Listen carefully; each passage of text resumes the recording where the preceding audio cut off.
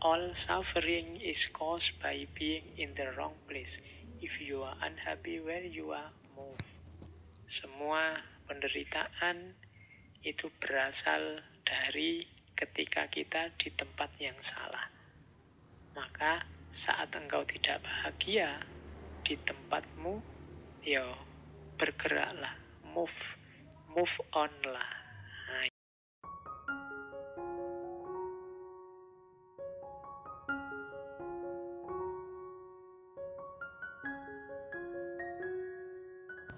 Assalamualaikum warahmatullahi wabarakatuh. Jumpa lagi di Kata Filsafat. Oke, ini agak menarik. Tadi tiba-tiba saya dapat referensi dari Mahatma Gandhi sebenarnya. Katanya Mahatma Gandhi ada 7 dosa, ada 7 kesalahan kita, yang 7 ini nanti akan jadi sumber penderitaan kita dalam hidup. Nih, 7 dosa ini saya bawakan agak populer, mungkin manifestasinya ada dalam kehidupan kita sehari-hari kali ini. Yang pertama apa? Penderitaan kita hari ini banyak muncul dari antara lain nomor 1, politik tanpa prinsip. Ini katanya Gandhi ya, politik tanpa prinsip. Politik itu tata masyarakat, bagaimana cara mengatur kehidupan bersama. Kalau dia tanpa prinsip, kalau dia hanya berdasarkan kepentingan sesaat, keinginan sementara, tidak ada prinsip-prinsip, yang terjadi ya kekacauan. Kalau itu kekacauan pasti melahirkan penderitaan. Jadi dosa pertama yang menjadi sumber penderitaan adalah politik yang tanpa prinsip.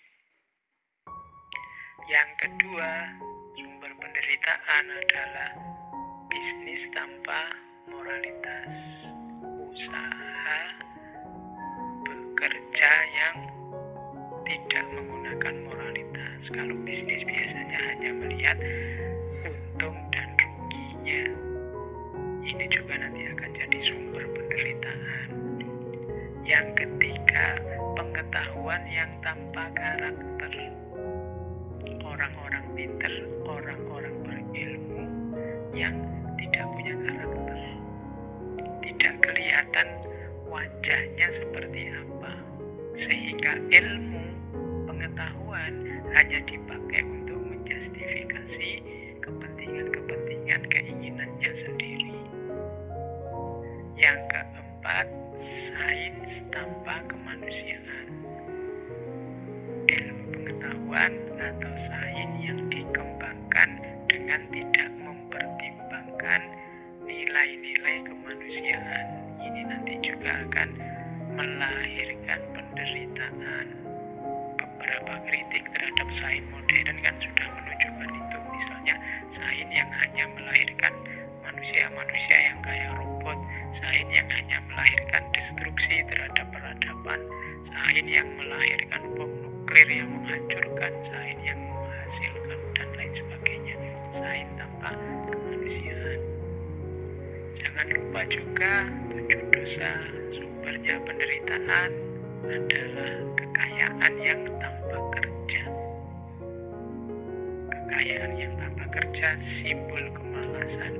Meskipun sumber daya kita luar biasa, kalau isinya hanya orang-orang malas yang tidak mau beraktivitas, yang ingin hasil instan saja, pada saatnya kekayaan itu akan habis dan akan lahir penderitaan. Kemudian yang keenam, kenikmatan tanpa nurani. Kenikmatan tanpa nurani ini orang yang hanya ingin senang-senang saja, memikirkan kenyamanannya saja, tanpa menghidupkan kepekaannya terhadap lingkungan sekelilingnya. Hanya nyari enaknya sendiri saja. Dan yang nomor 7, ketakwaan yang tanpa penyangkalan diri. Orang-orang bertakwa, orang-orang religius, orang-orang orang-orang yang semangat beragama bertuhannya tinggi, tapi tanpa penyegalan diri, orang-orang yang egois, orang-orang yang sombong, merasa besar, merasa benar. Jadi ini 7 dosa sumber penderitaan. Mari kita hati-hati biar 7 ini tidak hidup di lingkungan sekitar kita, karena kalau ada ya sedikit banyak kita akan mendapatkan penderitaannya, karena ini penderitaan level kemasyarakatan, level hidup bersama. Kalau yang di atas tadi kan penderitaan sendiri-sendiri individu kita, tapi ini sebenarnya penderitaan dalam kehidupan masyarakat. Itu lahir dari 7 dosa ini. Politik yang tanpa prinsip, bisnis yang tanpa moralitas, pengetahuan yang tanpa karakter, sains yang tanpa kemanusiaan, kekayaan yang tanpa kerja, kenikmatan yang tanpa nurani, dan ketakwaan yang tanpa penyangkalan diri. Nah, ini sudah mau berakhir. Ada catatan saya tentang beberapa kunci untuk menghadapi penderitaan. Dari banyak paparan di atas, sedikit bisa kita simpulkan ternyata memang tidak mungkin hidup yang tidak ada penderitaan. Setiap hidup pasti mengalami penderitaan karena kita ternyata manusia yang tidak sempurna, punya banyak sekali kelemahan. Ada beberapa kunci yang bisa kita ingat-ingat untuk menghadapi penderitaan. Yang pertama adalah sabar dan muhasabah. Kalau sabar ini jelas ya, sabar itu berarti daya tahan kita menghadapi penderitaan. Tapi perlu juga digandeng dengan muhasabah. Seperti dijelaskan di depan tadi, muhasabah adalah salah satu kunci. Muhasabah berarti pemahaman diri, pengetahuan kita tentang diri, salah satu kunci untuk kita bisa ketemu jalan keluar dari penderitaan. Jadi sabar plus muhasabah, kita tanggung derita ini, tapi sambil refleksi, apa yang salah yang aku lakukan sehingga penderitaan ini lahir. Ada titik-titik kesalahan apa yang aku jalankan sehingga penderitaan ini lahir. Itu namanya muhasabah. Setelah diawali dengan sabar. Yang kedua, jangan lupa tilawah dan hikmah. Tilawah itu maksudnya membaca, memahami, terus kita pahami apa yang terjadi dengan segala variabel unsur yang mempengaruhinya.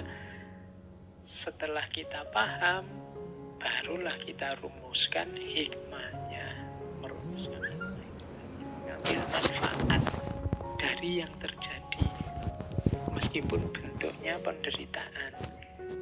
Jadi kita baca, kemudian kita ambil hikmahnya, tilawah dan hikmah. Kemudian kalau sudah tilawah dan hikmah, lakukan yang ketiga, tazkiyah dan islah. Tazkiyah itu membersihkan diri, islah itu melakukan kebaikan terhadap lingkungan sekeliling kita. Jadi setelah mampu mengambil hikmah, bersihkan diri dari segala yang salah, yang ketemu tadi dari usaha awal muhasabah. Setelah itu lakukan islah, perbaiki lingkungan sekeliling, perbaiki kehidupan dengan sesama. Diawali dari sabar. Setelah kita kuat menanggungnya, kita berefleksi dengan muhasabah, membaca diri kita, membaca lingkungan sekeliling kita melalui tilawah, kemudian menemukan hikmah-hikmahnya. Setelah itu kita bersihkan diri dan kita bereskan lingkungan sekeliling kita, tazkiyah dan islah. Ini step-step yang harus kita lakukan saat menghadapi penderitaan. Dan pastinya kunci dari kita untuk bisa keluar dari penderitaan hidup sebagai seorang yang beragama, ya pastinya kita harus kembali lagi ke Allah. Di slide saya sebut berhubungan dengan Allah di fase penderitaan itu ada 3 fase. Yang pertama fase confirming, yang kedua fase responsif, dan yang ketiga fase ekstatik. Fase confirming itu fase ketika kita merasakan Allah hadir menemani kita dalam penderitaan, sehingga lahirlah harapan. Ini namanya fase confirming, ya. Hidupku memang menderita, tapi aku masih punya Allah. Nah, ini fase ketika seseorang merasa kehadiran Allah, tumbuh keyakinan akan kehadiran Allah, sehingga harapan pun lahir, sehingga kita tidak putus asa menghadapi bencana, menghadapi musibah, menghadapi penderitaan. Kemudian yang kedua, setelah Allah hadir, lama-lama ada fase namanya fase responsif. Fase responsif itu ternyata Allah tidak cuma hadir dalam penderitaanku, tapi Allah selalu ada, selalu menemani, selalu memperhatikan aku dan mengabulkan doa-doaku. Ini namanya fase responsif. Nah, lama-lama kalau responsifnya sudah jalan, akan ada fase ketiga, fase ekstatik. Kalau ini sudah fase intim, karena sudah bersama Allah sedemikian lama, meskipun dalam penderitaan, lama-lama ada attachment, ada keterikatan, ada kelekatan dengan Allah. Di situ muncul rasa cinta kepada Allah karena kedekatan kita yang senantiasa dengan Allah. Fase ekstatik ini nanti membawa kita sampai pada titik sudahlah, penderitaan juga tidak apa-apa asal Allah masih bersamaku, asal Allah tidak marah padaku, asal Allah masih sayang padaku. Ini sudah fase ekstatik. Kalau di fase kedua tadi kita masih merasa disusahkan oleh penderitaan, meskipun kita bahagia karena Allah mengabulkan keinginan kita untuk bebas dari penderitaan. Di fase pertama kita sadari kehadiran Allah, tapi di fase ketiga ini penderitaan sudah tidak penting lagi. Yang penting hanya Allah. Ini fase ekstatik. Seperti ketika Kanjeng Nabi setelah mengalami penderitaan yang luar biasa, ditinggal wafat paman beliau, istri tercinta, kemudian dakwah ke Thaif dilempari batu berdarah-darah. Tapi Kanjeng Nabi sudah melampaui fase ekstatik, sehingga bagi Kanjeng Nabi yang keluar dari mulut beliau adalah in lam takun ghadiban alayya fala ubali. Kalau asal engkau tidak marah padaku ya Allah, tidak masalah. Aku menderita, tidak apa-apa. Hidupku sengsara, tidak apa-apa. Asal engkau ridho, asal engkau tidak marah padaku ya Allah. Nah, itu fase ekstatik. Ketika Allah lebih penting daripada hidup kita, daripada penderitaan yang kita alami. Tidak masalah penderitaan, tidak masalah hidup kita susah, asal Allah ridho. Nah, ini orang yang sudah nyampe pada fase ekstatik. Jadi di titik ini, penderitaan berarti akan membawa kita ke dalam hadirnya Allah, keakraban kita dengan Allah, dan bahkan kemelekatan kita dengan Allah. Ini menurut saya hikmah yang paling luar biasa, anugerah yang paling besar yang bisa kita raih dari hidup yang berciri penderitaan ini.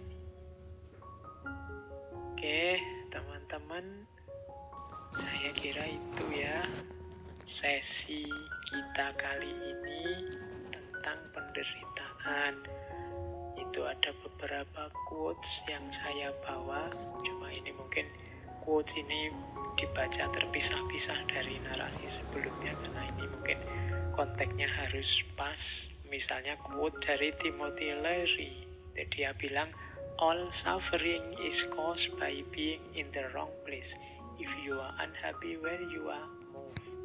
Semua penderitaan itu berasal dari ketika kita di tempat yang salah.